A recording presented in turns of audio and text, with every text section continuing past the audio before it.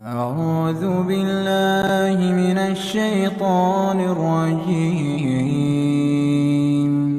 بسم الله الرحمن الرحيم அஸ்ஸலாமு அலைக்கும் வரஹ்மத்துல்லாஹி வபரகாத்துஹு. நோம்போட நின்றணுமா? நோம்போட நிற்க கூடாது. அடுத்து ரசூலுல்லாஹ் அந்த பாவமன்னிப்பு பட்டியல்ல இன்னும் சொல்றாங்க, மன் காம ரமலான ஈமானன் வக்தி சாபன் குஃபிர லஹு மாத கத்தம மின் தம்பி. யார் ரமலான் மாதத்தில் தொழுது இறை வழிபாட்டில் நின்று வணங்குறாங்களோ அவங்களுடைய முன்பாவம் மன்னிக்கப்படும். நின்று வணங்குறது தொழுகை. பொதுவா மற்ற நாள்ல தொழுகிறது அதுவும் நன்மைதான். ஆனா ரமலான்ல தொழுகிறது சிறப்பு, கூடுதல் நன்மை. இப்ப நம்ம எதுக்கு இரவு தொழுகையை பள்ளியில கொண்டாடிக்கிறோம்? ரசூலுல்லாஹ் காலத்துல எல்லா நாளும் தொழுக வைக்க இல்ல, சில நாட்கள் தொழுக வச்சாங்க. ரசூலுல்லாஹ் வந்து ரமலான்ல சில நாள் தொழுக வச்சாங்க, சில நாள் தொழுக வைக்கல. இப்ப நிறைய பேர் அதையே கேட்பாங்க, இரவு தொழுகை வந்து பள்ளியில தொழுகிறது கட்டாயமா, பள்ளியில தான் தொழுகணுமா? ரசூலுல்லாஹ் சுன்னத்தான தொழுகையை வீட்டுல தொழுகிறது சிறந்ததுன்னு சொன்னாங்க, சிறந்தது தானே நீங்க செய்யணும், ஏன் வந்து இரவு தொழுகையை பள்ளியில ஜமாத்தா வைக்கிறீங்க அப்படிலாம் கேட்பாங்க. சிறந்ததுதான் செய்யணும். இப்ப நீங்க வீட்டுல தொழுங்க இப்படின்னு எல்லாத்தையும் சொல்லியாச்சு. இப்போ எல்லாருடைய உண்மையான சூழல் நிலையை யோசிச்சு பாருங்க. வீட்டுல ஒவ்வொருவரும் தொழுவாங்களா? சரி, தொழுதாவும் எப்படி தொழுவாங்க? பொதுவா தொழுகையில வந்து நீண்ட சூறா ஓதி தொழுகிறது சிறப்பு. நீண்ட சூறா நீண்டு ஓடுவாங்களா? தொழுகிறதே அரிது, பெரும்பாலும் தொழ மாட்டாங்க. தொழுகிற மக்கள் இருப்பாங்க, நீண்ட நேரம் நின்று தொழக்கூடியதும் இல்லை. ஆனா இந்த ரமலானுக்கு நின்று தொழுகிறது ரசூலுல்லாஹ் வலியுறுத்திருக்காங்களே. ரமலான நீங்க தொழுகிறது உங்களுக்கு பாவமன்னிப்பு பெற்றுத்தர சொல்லியிருக்காங்களா இல்லையா? அப்ப அந்த ஒரு ஆர்வமூட்ட வேண்டும் என்பதற்காக தான். இன்னும் ரசூலுல்லாஹ் ரமலான்ல வந்து பள்ளிக்கு வரவே கூடாது, தொழுக கூடாதுன்னு அதை சட்டமாக்கி இருக்கலாம். ஆனா ரசூலுல்லாஹ் நடைமுறை படுத்திருக்காங்கல்ல.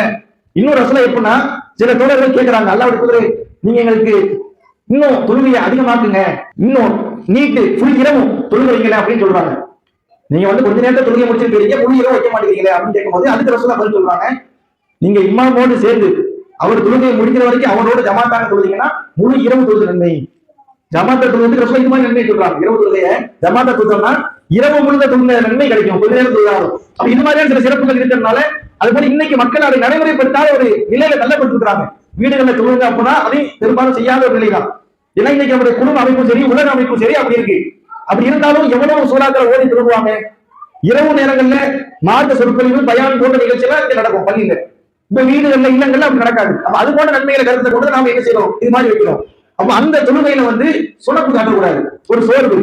சில பேருக்கு விவாதத்து எல்லாம் இருந்தாலும் ரொம்ப நீட்டி தொழுவிக்கிறாங்க அப்படின்னு ஒரு எண்ணம் வரும். சில பேருக்கு இவர் என்னங்க, இவர் வந்து தொழு வைக்கிறதே வந்து ரொம்ப குறைவா இருக்கு அப்படின்னு எண்ணம் இருக்கும். உங்களுக்கு வந்து இல்ல அவர் ரொம்ப குறைவா கொடுக்குறாரா, தாராளமா நீங்க நீட்டி ரொம்ப நேரம் நீட்டி தொழுவுங்க, தனியா தொழுது போகலாம். இல்ல அப்படின்னா ஜமாத்தோட தொழுலாம். ஆனா அந்த தொழுகை என்ன செய்யக்கூடாதுன்னா எரிச்சலோட தொழக்கூடாது. இன்னைக்கு நிறைய பேர் அப்படிதான் செய்யறாங்க. கண்டிப்பா நீங்க ஜமாத்துல வந்து தொழுவுங்க அப்படின்னு யாரு சொன்னது? நீங்க விருப்பப்பட்டா தனியா தொழுவுங்க, பள்ளியிலே தனியா தொழுவுங்க, வீட்டை தொழுவுங்க. ஆனா என்ன செய்யறாங்கன்னா தொழுகும் போது ஒரு எரிச்சலோட தொழுகிறாங்க. வேண்டாம், விருப்பம் தொழுகிறது சும்மா தொழுவோம், கடமைக்கு இந்த தொழுகை வேண்டாம். நமக்கு ரமலான் ஏன் வந்து ஒரு பக்குவத்தை தரல, அதுல இருந்து நம்ம படிப்பை பெறலன்னா நம்ம செய்யறோம், நோன்பு வைக்கிறோம், தொழுகை எல்லாம் செய்யறோம். ஆனால் வேண்டாம் வெறுப்பாக செய்யறோம், விருப்பம் இல்லாம செய்யறோம், ஒரு ஆர்வம் இல்லாம. தொழுகைங்கிறது எவ்வளவு ஒரு இம்பார்ட்டன்டான ஒரு விஷயம். ரசூலுல்லாஹ் எப்படி சொல்றாங்கன்னா, நீங்க அல்லாஹ்வுக்கு முன்னாடி பேசுறீங்க, அல்லாஹ்ட்ட பேசுறீங்க. அப்ப அப்படி இருக்கும்போது நம்ம விருப்பத்தோட போய் நிக்கணும், வெறுப்போட நிக்க கூடாது. சில பேர் அப்படி இருக்கிறாங்க, தொழு வைக்கணும் தொழுகணுங்கிற ஒரு மனநிலைக்கு வந்துட்டு தொழுகிறாங்க, விருப்பம் இல்லை, ஒரு வேண்டாம் விருப்பம், ஒரு எரிச்சலோட என்னடா ரொம்ப நேரம் வைக்கிறாங்க, என்னடா குறைவா வைக்கிறாங்க, என்னடா ஒழுங்கு ஓத மாட்டேங்கிறாரு என்று ஒரு விருப்பம் இன்றி இருக்கிறாங்க. அப்ப இப்படி தொழுதா அது நன்மை கிடையாது, நன்மையை தராது, பலன் தராது. ஏன்னா நம்ம என்ன எண்ணத்துல தொழுகிறோம், விருப்பம் என்று தொழுவோம். ஒரு காரியத்தை விருப்பம் இல்லாம செய்யும் போது அது நமக்கே ஈடுபாடு தருமா தராதா? தராது. விருப்பம் இல்லாம எதுவுமே செய்ய முடியாது. அப்ப இது ஒரு காரணம். நாம இரவு நேர தொழுகையாக இருந்தாலும் சரி, இந்த நேர தொழுகையாக இருந்தாலும் சரி, நல்ல ஆர்வத்தோடு அல்லாஹ்விடத்தில் நன்மை எதிர்பார்த்து ஒரு ஏக்கத்தோடு தொழுகணும். அப்படி தொழுகிறது இல்லை, ஒரு விருப்பமின்மையா தொழுகிறாங்க. அப்ப அந்த நிலையை மாற்றணும். நாம வந்து ஜமாத்தோட தொழுக முடியும் போது தொழுகணும். இல்ல எனக்கு வந்து ஒரு ஈடுபாடு இல்லைங்க, ஒரு விருப்பம் இல்லைன்னா தாராளமா நாம என்ன செய்யலாம், தனியா தொழுகணும். ஆனால் தொழுக வேண்டும், தொழுகிறது பாவங்களை பெற்று தரும். அப்ப நாம வந்து சும்மா வந்து நின்றுட்டு கடமைக்குன்னு எல்லாரும் நிக்கிறாங்க, வரலன்னா எங்க வரல, இந்த மாதிரிலாம் பார்க்க வேண்டிய. நானும் அல்லாஹ் தான் சொல்லுவோம், நன்மை காட்டி சொல்லுவோம், எனக்கு எது கரெக்டா இருக்கு, எனக்கு எது விருப்பமானது, எனக்கு எது ஈடுபாடு தருது, அந்த அடிப்படை நாம சொல்லுவோம். அந்த ஒரு வழிமுறை நமக்கு இல்லாதனாலதான் நாம தொழுகிறோம், ஆனா பலன் தர மாட்டேது. ஒரு கட்டத்துல எத்த அளவுக்குன்னா மொத்தமா தொழுகையே வேண்டாம் அப்படியே போகக்கூடிய கூட ஏற்படுத்துது சில பேர். ஆனா ஈடுபாடு இல்லாம தொழுகக்கூடாதுங்கிறத நாம சொல்றது. நம்ம ஈடுபாடு இன்மையாக இருந்துடக்கூடாது, தொழுகும் போது ஒரு ஈடுபாடோட, ஒரு எரிச்சல் தன்மை இல்லாம அப்படி இருக்கும்போது கண்டிப்பா நமக்கு அது பலன் கொடுக்கும், இல்லைன்னா பலன் தராது. அப்ப இதையும் நம்ம என்ன செய்யணும், கடைபிடிக்க வேண்டும். இது போக இன்ன பிற தொழுகைகள், நோன்புல நாம் செய்ய வேண்டிய அந்த அமல்கள்ல தொழுகை என்பது கண்டிப்பா நம்ம கடைபிடிக்கணும். அதுல நம்ம வந்து லுகா தொழுகை எல்லாம் பெரும்பாலும் நம்ம தொழுகை பார்க்க முடியல. லுகா தொழுகையா, இது என்ன தொழுகை இப்படின்னு கேட்கிற ஆட்கள் இருக்கிறாங்க. லுகா தொழுகை ஒரு அற்புதமான தொழுகை. இது எப்படின்னா ரசூலுல்லாஹ் எப்படி நமக்கு வலியுறுத்துறாங்கன்னா, உடல் பாசு, உடல் பாகம் இருக்கா இல்லையா, அந்த எலும்பு ஜாயிண்டிங், இதை ரசூலுல்லாஹ் சொல்லும்போது இது 300க்கும் அதிகமாக இருக்கு, 360 கிட்ட இருக்கு. நீங்க இது ஒண்ணுக்கு நன்றி சொல்லணும். ஏன்னா சும்மா இல்ல நம்ம உடல் பாகம் வேலை செய்யல, நம்ம திடீர்னு கையை மறக்கிறோம், கையை தூக்குறோம், இறக்குறோம், நடக்கிறோம், ஓடுறோம், இதெல்லாம் செய்யறது சாதாரணமான விஷயம் இல்லை. விரல் இருக்கிறவங்க கையை மடக்க முடியுமா? முடியாது. ஸ்ட்ரோக் வந்தவங்க என்ன பாருங்களேன், கை இருக்கும், கால் இருக்கும், ஆனா வேலை செய்யாது. எப்படி நமக்கு வேலை செய்யுது? அல்லாஹ்வுடைய அற்புதம்.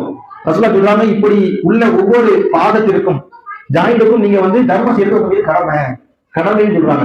இதுக்கு நீங்க ஒவ்வொரு நாளும் தர்மம் செய்யணும். 360 இருக்குன்னா அது 360 தர்மம் செய்யணும். என்ன தர்மம் செய்யணும், எப்படி செய்யணும் ஆர்வம் இல்லை, பொதுவாக நாம செய்யணும், டெய்லி செய்யணும்.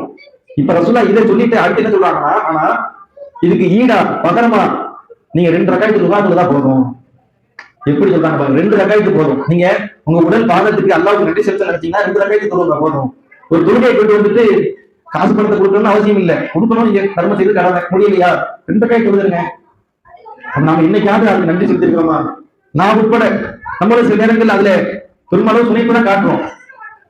ஆனா அதை இந்த ரமலான்ல இருந்து அதை செயல்படுத்தணும். அதுக்கு தான் சொல்றது, கண்டிப்பாக வாழ்நாள் முழுக்க விட்டுறக்கூடாது.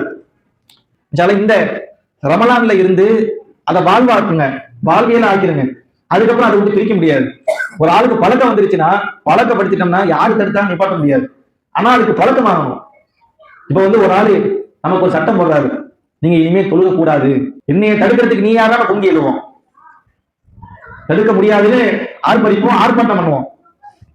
ஆனா இப்ப நமக்கு யாரும் தடை போடலையே, இப்பயே நம்ம தொழுவாம இருக்கோம். தொழுவ கூடாதுன்னு சொன்னா நாங்க தொழுவோம்னு வந்து நிக்கிறோம், தொழுகன்னு சொன்னா தொழ மாட்டோம்னு நிக்கிறோம். அப்ப இது நம்முடைய பழகினோம். அப்ப நாம அதுக்கு பக்குவப்படணும். நமக்கெல்லாம் மார்க்கத்தை கடைபிடிக்கிறது தடை இருக்கா? அழகா தொழுகலாம். ஒரு சில இடங்கள்ல சில பிரச்சனைகள் இருக்கலாம், நாம அழகா தொழுகலாம், வீடுகள்ல தொழுகலாம். ரசூலுல்லாஹ் காலத்தில் நடந்த சம்பவங்கள்லாம் பார்க்கும்போது ஆச்சரியமா இருக்கும். அபூபக்கர் ரலியல்லாஹு அன்ஹு அவங்க என்ன செய்யறாங்கன்னா, இஸ்லாத்தை கடைபிடிக்க முடியல அப்படின்னு சொல்லி அவங்க வந்து ஊரை விட்டு போறாங்க, ஹிஜ்ரத் பண்ணி போறாங்க. ஹிஜ்ரத் பண்ணி போகும்போது அவர் என்ன செய்யறாங்கன்னா, ஒரு மனிதர் வந்து தடுத்து நிறுத்துறாங்க. இப்னு தக்கீனா என்று சொல்லக்கூடிய ஒரு மனிதர், எங்கப்பா போற? இல்ல, என் மக்கள் என்னைய வந்து இறைவனை வணங்க விட மாட்டேங்கிறாங்க, தொழுக விட மாட்டேங்கிறாங்க, என் மார்க்கத்தை கடைபிடிக்க விட மாட்டேங்கிறாங்க, நான் அதனால அல்லாஹ் வணங்குறதுக்காண்டி வேற ஊருக்கு போறேன் அப்படின்னு போது, இல்லப்பா உன்னை மாதிரி ஆட்கள்லாம் போகக்கூடாது, நீ வந்து நல்ல மனிதர், உறவை பேணி வாழ்ற, பாதிக்கப்பட்டவங்களுக்கு நீ வந்து உதவியா இருக்கிற, விருந்தினரை உபசரிக்கிற, உன்னை மாதிரி ஆட்கள்லாம் ஊரை விட்டு போனா எப்படி, நீங்க எல்லாம் ஊரை விட்டு போகக்கூடாது, நான் உனக்கு அடைக்கலம் கொடுக்குறேன் அப்படின்னு என்ன செய்யறாங்க, அபூபக்கர் ரலியல்லாஹு அன்ஹு அவங்களை கூட்டு வந்து அந்த குறைசிகள்கிட்ட பேசுறாங்க. இவரை ஏன் ஊரை விட்டு அனுப்புறீங்க, இவர் எப்படிப்பட்ட ஒரு மனிதரா இருக்கிறாரு, இந்த மாதிரி நல்லவங்க எல்லாம் நீங்க ஊரை விட்டு விரட்டலாமா, அவர் பாட்டுல இருக்கட்டுமே, அவரை இறைவனை வணங்கட்டுமே, நான் அவருக்கு அடைக்கலம் கொடுக்கன்னு சொல்லும்போது, சரி ஒன்றும் பிரச்சனை இல்லை, உங்க அடைக்கலத்தை நாங்க ஏத்துக்கிறோம், அவர் ஊர்ல இருக்கட்டும், ஆனா ஒரு கண்டிஷன் என்னன்னா, அவர் வந்து அல்லாஹ்வை தொழுகிறேன்னு சொல்லிட்டு இதெல்லாம் ஓதுறாரு, தொழுகிறாரு, இதெல்லாம் அவர் வீட்டுக்குள்ள வச்சுக்கிறணும். ஏன்னா எங்க பெண்கள் அதை பார்த்து மனமாற்றம் மாறிடுறாங்க. குர்ஆன் வசனங்கிறது நமக்கு தான் புரியாது, அரபில இருக்கு, அவங்களுக்கு எல்லாம் அரபிய தெரியும் தானே. அப்ப அதை கேட்டுட்டு எங்களுடைய பெண்கள்லாம் மாற்றம் அடைகிறாங்க, ஒரு குழப்பத்துக்கு உள்ளாகுறாங்க. என்னடா இந்த மனுஷன் என்னென்னமோ ஓதுறாரு, அவங்க ஓதும் போது அந்த மக்களுக்கு எல்லாம் அது புரியல. அப்ப அது மட்டும் இவர் செய்யக்கூடாது, இவர் வந்து சத்தம் இல்லாம வீட்டுக்குள்ளேயே தொழுதுட்டு போகட்டும், அப்படி இருந்து அடைக்கலம் கொடுப்போம்னு சொல்றாங்க. அதுக்கப்புறம் ஆரம்பத்துல அபூபக்கர் இல்லாமல் சரி அப்படின்னு சொல்லிட்டு, ஏன் தொழுகைக்கு தடை போறதுக்கு நீங்க யாருடா அப்படின்னு சொல்லிட்டு மீண்டும் என்ன செய்யறாங்கன்னா தொழுக ஆரம்பிக்கிறாங்க. மக்களுக்கு எல்லாம் அது பரவுது. எதிரிகளுடைய அந்த பெண் அவங்க எல்லாம் வந்து இதை பார்த்துட்டு ஒழுக்கம் அடைகிறாங்க, இன்னும் இவர் வித்தியாசம் ஓதுறாரு, ஒரு ஈர்ப்பு அடைகிறாங்க இஸ்லாத்தின் பக்கம்.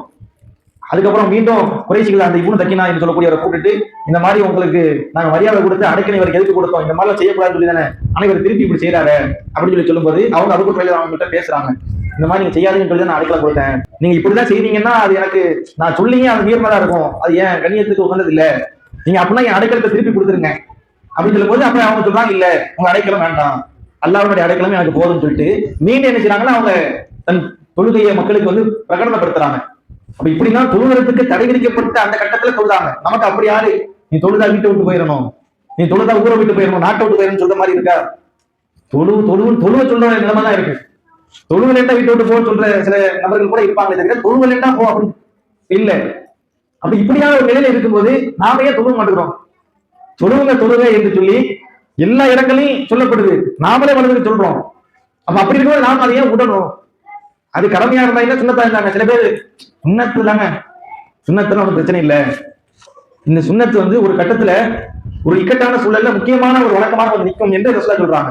சில மனிதர்கள்ட்ட சில பிரச்சனைகள் இருக்கும், நாம எல்லா கடமையும் கரெக்டா தொழுத்தோமா, மறுமை நாள் அல்ல என்ன செய்வான்னா மாணவர்கள் அவங்கள்ட்ட கேட்பாங்களாம், இந்த பிரச்சனை இருக்கு கடமையில, சுண்ணத்து இருக்கா, சுண்ணத்துறை தொழுதிருக்காரா, அதை போட்டு அவரை டேலி பண்ணி விட்டுருப்பா, அவரை சொர்க்கத்துக்கு அனுப்பிடுறேன்னு சொல்லுவாங்க. அவர் சுண்ணத்துலக தான் கடமையே பூர்த்தி செய்யும், நிவர்த்தி செய்யும். நாம இல்ல கடமை போதும், சுண்ணத்துலாம் தேவையில்லைன்னு இருந்தோம்னா கடைசியில் அதுவே நம்ம நரகத்துக்கு போகக்கூடியதை ஆக்கும். அவர் சுண்ணத்துலகே விடக்கூடாது. அதுல இது மாதிரியா சிறப்பிக்கப்பட்ட சுண்ணத்துன்னு சிலது இருக்கு. ரசூல்லா எல்லா சுண்ணத்தையும் வலியுறுத்தல் இல்ல. மகரிபுக்கு முன்னாடி எல்லாம் சொல்லும்போது விருப்பப்பட்டவங்க சொல்லுவாங்கன்னு சொல்றாங்க, விருப்பப்பட்ட சொல்லுங்க. ஆனா ஃபஜருக்கு சொல்லும் போது வலியுறுத்தி சொல்றாங்க, ஃபஜருடைய சுண்ணத்து என்பது கைரும் மின துனியா, உலகத்தை விட சேர்ந்தது. இன்னும் சொல்றாங்க மின்ஹா, இன்னும் உலகத்தில் உள்ள அனைத்தை விட சேர்ந்தது. உலகத்தில் உள்ள அனைத்தையும் விட ஃபஜருடைய சுண்ணத்து என்பது சிறந்தது. அப்ப இது மாதிரி வலியுறுத்தப்பட்ட சுண்ணத்து இருக்கு. அதுல ஒண்ணுதான் இந்த சுண்ணத்து லுகா தொழுக. இன்னும் ரசூலா மத்த செய்தியில சொல்லும் போது அல்லாஹ் சொல்றாங்க, நீ பகல்ல எனக்காண்டி 4 ரக்காயத்து தொழுவு, உன்னுடைய மாலை வரைக்கும் நான் பொறுப்பேற்றுக்கிறேன். அல்லாஹ் சொல்றான், நீ 4 ரக்காயத்து எனக்காண்டி தொழுவு, அந்த நாள் மாலை வரைக்கும் அந்த பொழுது வரைக்கும் உனக்கு நான் பொறுப்பேற்றுக் கொள்கிறேன் என்று சொல்வதாக ரசூலா சொல்றாங்க. அப்ப அது மாதிரி நன்மைகள் இருக்கு. அப்ப நாம இதெல்லாம் கண்டிப்பா தொழுகணும். லுகா தொழுகை பொறுத்தவரை 2 ரக்காயத்துல இருந்து 8 ரக்காய் வரைக்கும் தொழுகலாம். 2, 4, 6, 8 அப்படி தொழுகும் போது 2 ரக்காயத்தை தொழுகணும். 20 தொழுகை போல நான் அதை தொழுகணும். அதுக்கு சில ரமலான்ல டெய்லி கடைபிடிங்க. ஆனா நம்ம என்ன செய்வோம், நம்ம பெரும்பாலும் சகர்ல எந்திரிச்சிட்டு ஏதோ பெரிய விஷயமா 4 மணிக்கு எந்திரிச்சிட்டாங்க, அதுக்கு என்ன செய்ய போறிய, ஃபஜ்ர் போனோடனே தூக்கம் தான். சரி, அப்புறம் 12 மணிக்கு லொகருக்கு தான். சில பேருக்கு லொகர் முடிஞ்சுதான் முழிப்பு. அங்க 1 மணி நேரம் விட்டதுக்கு இங்க 9 மணி நேரத்துக்கு தெரிவிப்பாரு. அங்க 1 மணி நேரம் முன்னாடி எந்திரிச்சிட்டாராம். எப்பவும் ஃபஜ்ருக்கு 5 மணிக்கு எந்திரிக்கணும், இப்ப சகருக்கு 1 மணி நேரம் எக்ஸ்ட்ரா 4 மணிக்கு எந்திரிச்சிட்டேன். சரி, அதுக்கு என்ன செய்ய போறிய, அந்த 5 மணில இருந்து இங்க 12 மணி வரைக்கும் இருக்கா இல்லையா, அதை நான் தூக்க போறேன். 7 மணி நேரம் ஃபுல்லா தூக்கம். அப்ப இப்படி என்ன செய்யணும்னா நேரத்தை வீணடிக்கணும். பெரும்பாலும் தூக்கத்திலே ரமலான் போயிருது. அதனாலதான் அது துக்கத்துல போயிருது. அதனால நாம ரமலான்ல தூங்குறத குறைக்கணும். 1 மாசம் குறைக்க வேண்டியதான். அதுக்கப்புறம் நமக்கு அதே பழக்கமாயிரும். அப்ப இந்த ரமலான் தூங்குறதுக்கு ஓய்வு எடுக்கிறதுக்குரிய ஒரு நாள் கிடையாது. இதுல ரமலான் தான் ஃப்ரீயா இருக்கும். ரமலான்ல தான் கஷ்டங்கள் இருக்கும், நிறைய வேலைகள் இருக்கும், பல சிரமங்கள் இருக்கும். அதையெல்லாம் கடந்துதான் இந்த ரமலான் நாம தேர்ச்சி பெறணும். அப்ப அதுக்கு என்ன செய்யறது, இது மாதிரியான ஒரு நேரங்கள்ல இருந்தாலும் கூட அதை கொஞ்சம் ஒதுக்கி வச்சுட்டு தூக்கங்கள். நாம நினைப்போம் தூக்கம் இல்லைன்னா மனசு நிம்மதி இழந்துருவானே. அப்ப ரசூலா நிம்மதி இழக்கல, சஹாபாக்கள் இழக்கும் நிம்மதி தான், அதுதான் நமக்கு மட்டும் நிம்மதி போயிருமா. நம்ம வழிபாட்டுல அதை கழிக்கும் போது அல்லாஹ் சிறு தூக்கத்திலேயும் நமக்கு நன்மை ஏற்படுத்துவான். மது பொருட்களத்துல சகாபாக்கள் தூங்கினாங்களே இல்லையா, சிறு தூக்கம் தான், கொஞ்ச நேரம் தூக்கம், ஒரு சின்ன தூக்கம், ஆனால் திருப்திகரமான ஒரு நிலை இருந்துச்சா இல்லையா. அப்ப நம்ம வழிபாட்டுல அதை கழிக்கும் போது, இறைவனுக்காக அதை செலவழிக்கும் போது சிறிய அளவுக்கு தூக்கம் கூட நமக்கு மன நிம்மதியை கொடுக்கும். 10 நிமிஷம் தூங்கினாலும் பறக்கத்தை தூங்கலாம், 10 மணி நேரம் தூங்கினாலும் பறக்கத்தில்லாத தூக்கம் இருக்கதான் செய்யுது. அப்ப நாம தூக்கத்தை காரணம் காட்டி தூக்கம்டா அப்படியே அந்த நாளே அப்படியே ஒரு மாதிரி ஆயிரும் அப்படிலாம் நினைக்க வேண்டியதில்லை. இது நாமளே நம்மளை ஏமாத்துகிறது. அப்ப எல்லாரும் அப்படி இருக்கணுமா இல்லையா, ரசூலா இப்படி இருந்துக்கிறாங்க, சஹாபாக்கள் இருந்துக்கிறாங்க, இப்படி இருக்கக்கூடியவங்க இருக்கிறத செய்யறாங்க. அப்ப இது நமக்கே நாம சொல்லக்கூடிய ஒரு பொய் வார்த்தை, நம்மளை ஏமாத்துறோம். சைத்தான் நம்மளுக்கு அவகாரமா காட்டுறோம். கொஞ்ச நேரம் தூங்கினாலும் அது நல்ல வழக்கத்தை ஏற்படுத்த மாட்டாங்க, ஏற்படுத்துவான். நாம அதுக்கு முற்படணும். அப்படி என்ன செய்யணும், தூக்கத்தை கொஞ்சம் ஒதுக்கி வச்சுட்டு கண்டிப்பா ஃபஜர் முடிச்சுட்டு தூங்குற ஒரு நிலை இருக்கும். அந்த தூக்கம் 12 மணி 1 மணி வரைக்கும் போயிடக்கூடாது. அதிகபட்சம் 8 மணி, 9 மணி, அதோட முடிஞ்ச அளவுக்கு எந்திரிக்க வேண்டியதான். எந்திரிச்ச உடனே என்ன செஞ்சிருங்க, இன்ஷா அல்லாஹ் லுகா தொழுகைக்கு போயிருங்க. ஏன்னா நாம என்ன செய்வோம்னா கொஞ்சம் தள்ளி போடுவோம், அப்படின்னா முடிஞ்சிருச்சு, அதை கொல்லி போட வேண்டியதான். தள்ளி போட்டோம்னா அதுக்கப்புறம் அது என்ன செய்யாது, விளங்காது. நன்மையை தள்ளி போடவே கூடாது, உடனே செஞ்சிடணும். ஒரு ஆள் ஃபஜருக்கு எந்திரிக்கிறாருன்னா டைம் இப்பதான் பாலு சொல்லியிருக்கிறாங்க, 1/2 மணி நேரம் கிடக்கும் அப்படின்னு உட்கார்ந்து இருப்பாரு. உட்கார்ந்ததான் தெரியும், அதுக்கப்புறம் திருப்பி தூங்கிடுவாரு. அப்ப தள்ளி போடக்கூடாது, டக்குன்னு அதை என்ன செஞ்சிடணும், முடிச்சிடணும்.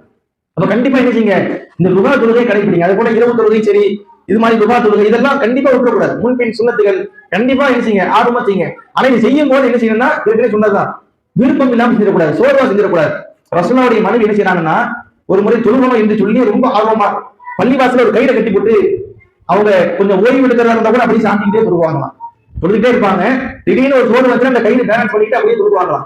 இதை ரசூலா பாக்குறாங்க. ஒரு முறை ஏதோ பள்ளி ஏதோ கையில தொழுது, இது என்னது, அது உங்க மனைவி தான், தொழுகும் போது லைட்டா ஏதாவதுன்னா அதுல பேலன்ஸ் பண்ணிக்கிறாங்கன்னா முதல்ல அதெல்லாம் கழட்டி இடுங்க, அதெல்லாம் இருக்கக்கூடாது.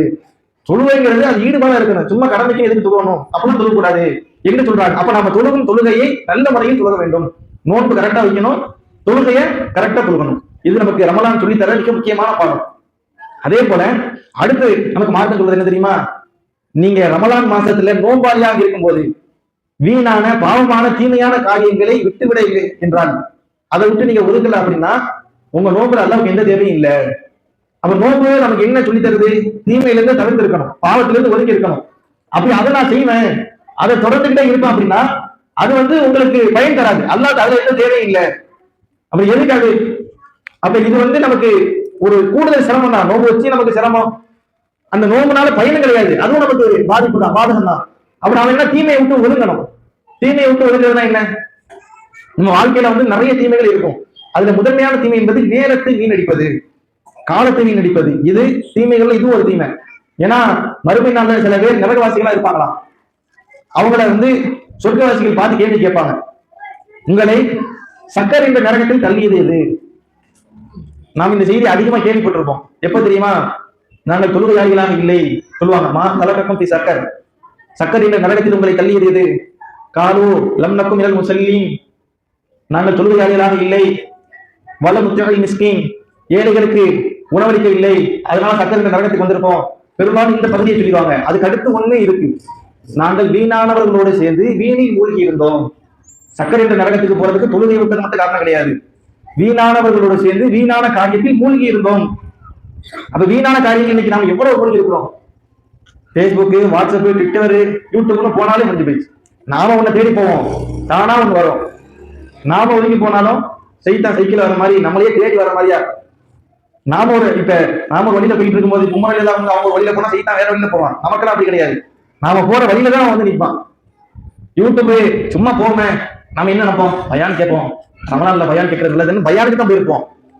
கடைசியில எங்க நிற்போம்னா பயானு எதை பத்தி தப்புன்னு இருக்குமோ அந்த தப்புல போய் நின்றோம். இது இயல்புதான, ஒவ்வொருவரும் யதார்த்தத்தை பாக்குறதா.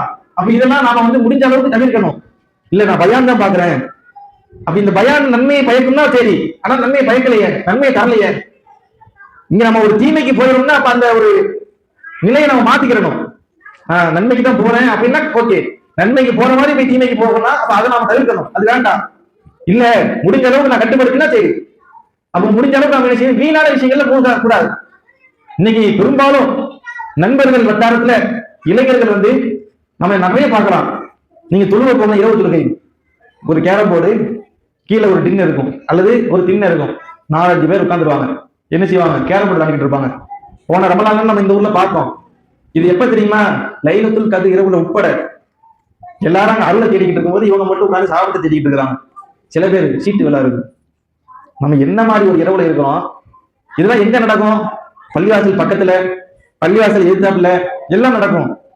இரவுல தூக்கமே கிடையாது பசங்களுக்கு. அப்படியே ஊர் ஊரா சுத்துவாங்க. அப்படியே ஊர் ஊரா என்ன செய்வாங்கன்னா அவங்களுக்கு ஒரு மாசை வச்சிருப்பாங்க இல்லையா, அதை கத்திக்கிட்டு அதை சொல்லிக்கிட்டு அவன்கிட்ட தூக்க வரலன்னா தூங்குறவங்களையும் தூங்க விடாம, தொழுகிறவங்களையும் தொழுக விடாம அப்படியே கொட்டை அடிச்சுக்கிட்டு கத்திக்கிட்டு பைக்கில் அப்படியே ரவுண்டு நிறைய. இது என்ன நாம நன்மை நினைக்கிறோம்? ரமலான் இரவா தூங்கக்கூடாது, பசங்களோட பைக்கில் இங்க இருந்து டீ குடிக்க டோலுக்கு போறது எல்லாம் செய்வோம். இன்னைக்காவது ஒரு நாள்லாம் சரி. இதுதான் எப்பவுமே நாம இரவு நேரங்களை என்ன செய்யணும்னா வீணடிக்கிறோம். இரவு நேரங்கிறது பாக்கியம் மிக்கது. ரமலான் இரவுங்கிறது குறிப்பா பாக்கியம் மிக்க இரவு. இரவு ரசூல் நமக்கு எப்படி சொல்றாங்கன்னா, இரவு அல்லாஹ்வுடைய அருள் அப்படியே அந்த நேரத்துல தான் அப்படியே நமக்கு அதிகமா கிடைக்கும். ஒரு முறை ரசூலா இஷா தொழுகைக்கே சொல்றாங்க. இஷா தொழுகையை ரசூலா தாமதப்படுத்துறாங்க, ரொம்ப தாமதப்படுத்துறாங்க. அதுக்கப்புறம் தொழு வைக்கும் போது இந்த நேரத்துல நம்ம இதை விட வேற யாரும் வீச்சு இல்ல, எல்லாரும் தூங்கிட்டு இருக்கிறாங்க, நம்ம மட்டும் தான் இறைவனை வணங்குறதுக்காண்டி முடிச்சிருக்கிறோம்னு சொல்றாங்க. இஷா தொழுகைக்கு அப்ப இரவு தொழுகை, இரவு நேரங்கள்ல எந்திரிச்சிருக்கிறது எவ்வளவு பாக்கியமானது. அந்த நேரத்தில் அல்லாஹ்வே நம்ம இடத்துல கோரிக்கை வைக்கிறான். என்கிட்ட கேட்கக்கூடியவங்க இருக்கிறீங்களா? நான் உங்களுக்கு தர்றேன், உங்களுக்கு என்ன வேணுமோ கேளுங்க. இப்ப திடீர்னு நம்மள்கிட்ட ஒரு ஆள் முதலமைச்சரே கேட்கிறாரு, நம்ம பேரை சொல்லிட்டு, இன்னாரே உனக்கு ஏதாவது ஒரு 3 ஆசை இருந்தா சொல்லி நான் நிறைவேற்றுறேன்னா தலைகாலம் புரியாம என்ன எழுது தெரியாம ஓடி இருப்போம். சில பேர்னா ஏங்குவாங்க, இந்த மாதிரி யாராவது கேட்க மாட்டாங்களா, உனக்கு என்ன வேணும்னு கேட்டு என் ஆசை நிறைவேற்ற மாட்டாங்களா நடப்போம். ஆனா அல்லாஹ் ஒவ்வொரு இரவுலையும் அப்படித்தான் சொல்றான், உனக்கு என்னப்பா வேணும் நீ கேளு. பாவனைக்கு வேணுமா, படிப்பு வேணுமா, அது நல்ல பழக்கவழக்கம் வேணுமா, என்ன வேணும் நீ கேளு, நான் தருவேன். அல்லாஹ் சொல்றானா, வான்கட அல்லாஹ்வே சொல்றான். இப்ப நாமளா போய் கேட்கும் போது சில நேரத்துக்கு அது தவிர்க்கப்படலாம், நிராகரிக்கப்படலாம், அல்லது தாமதப்படுத்தப்படலாம். அல்லாஹ்வே கேட்கிறான்னா தாமதப்படுத்த முடியுமா? தாமதப்படுத்துவானா? அப்ப அப்படிப்பட்ட ஒரு அருள் நிறைந்த ஒரு இரவு, அதையே நம்ம வீணடிக்கிறோம். இன்னும் இரவு நேரங்கள்ல உள்ளது நிறைய இருக்கு. இரவு தொழுகையை பத்தி ஒரு பயான் பேசலாம், சில வாய்ப்பு கிடைக்கும் போது அதுவும் பேசுவோம். அப்படிப்பட்ட இரவு என்ன செய்யறாங்கன்னா தூங்காம வீணடிக்கிறாங்க. அப்ப நைட்டு ஃபுல்லா தூங்கல, அப்ப என்ன செய்ய முடியும்? பகல தான் தூங்க முடியும்.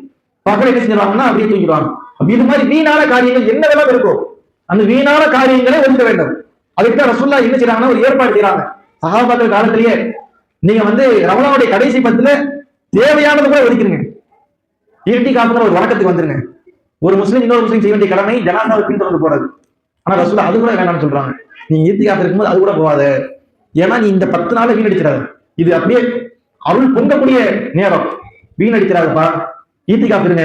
ரசூலுல்லாஹ் காலத்துல அப்படியே கூடாரமா இருக்கும். அது சில நேரத்துக்கு போட்டியாவும் மாறும். ஒரு தடவை ரசூலுல்லாஹ்வுடைய ஒரு மனைவி நினைச்சாங்க ஒரு கூடாரத்தை அமைச்சதுக்கு அப்புறம் என்ன அவங்க மட்டும் அமைச்சிருக்காங்க அப்படின்னு மற்ற மனைவிமார்களும் கூடாரத்தை அமைக்க ஆரம்பிச்சுட்டாங்க. ஈத்திகாஃப் போட்டி போட்டு நடந்துச்சு. இன்னைக்கு எல்லாம் பெரும்பாலும் அப்படி நம்ம பார்க்க முடியலையே. இப்படிதான் இதுக்கு முன்னாடி நடக்கும்போது ஒரு தடவை ஒரு ஆள் என்ன பண்ணி எப்பவும் பள்ளியில இருக்க ஈத்திகாஃப் இருந்துடலாமே, இல்ல நான் ஈத்திகாஃப் தானே இருக்கிறேன். அப்ப அது கூட யாருக்கும் தெரியாத அளவுக்கு தான் நாம இருக்கிறோம். ஒரு ஆள் அதுதான் அரிதும் அரிது அப்படிங்கிற அளவுக்கு பெரும்பாலும் இருக்க மாட்டேங்கிறோமே. இப்ப ரசூலுல்லாஹ் சொல்றாங்க வீணானதெல்லாம் ஒதுக்குங்க, தேவையானதை கூட ஒதுக்குங்க, அவசியமானதை கூட ஒதுக்குங்க, ஒரு முஸ்லீம் இன்னொரு முஸ்லீம் செய்ய வேண்டிய கடமையை கூட ஒதுக்குங்க, ஒதுக்கி இந்த ரமலான் நீங்க வீணடிச்சிடாதீங்க. அப்ப இதெல்லாம் நமக்கு என்ன சொல்லுது? இது வேஸ்ட் பண்ணிட்டோம்னா அடுத்து இந்த வாய்ப்பு கிடைக்காது. ஏன்னா போன வருஷம் எத்தனையோ பேர் ரமலான் இருந்தாங்க, நமக்கு நெருக்கமானவங்க, நேசத்துக்குரியவங்க, நம்மோடு இருந்தவங்க, அவங்களுக்கு இந்த ரமலான் கிடைக்கல, நமக்குமே கிடைக்குமான்னு தெரியல. இப்ப நாம இருக்கோம், கடைசி வரைக்கும் இருந்துருமான்னு சொல்ல முடியாது. இன்னைக்கு ஒரு செய்தி, பாகிஸ்தான்ல இஸ்லாமாபாத் அப்படிங்கிற அந்த பகுதியில ஜும்மா தொழுகைக்காக வேண்டி மக்கள் இருந்துக்கிறாங்க. பார்த்தா பள்ளிவாசல குண்டு வெடிப்பு, பல பேர் உயிர் சேதாரம், மரணிச்சுட்டாங்க. இப்ப நம்மளே இன்னைக்கு இருக்கிறோம், நாளைக்கு இருப்போமா? இப்ப போகும்போது இருப்போமா? ரமலான் வரைக்கும் இருக்குமா தெரியாது. அப்ப அதை நாம புரிந்து செயல்படுத்தணும். வீணடிச்சு ரமலான், இந்த ரமலான் போயிடுச்சுன்னா வாய்ப்பு. ஏன்னா இவ்வளவு ரமலான் வீணடிச்சிட்டோம், காலகாலமா பல ரமலான வேஸ்ட் பண்ணிட்டோம், பயன்படுத்தாம விட்டுட்டோம். அது போன்று இதையும் நாம் செலவழித்தால் அப்ப இதுக்கு மேல அல்லாஹ் என்ன செய்வான்?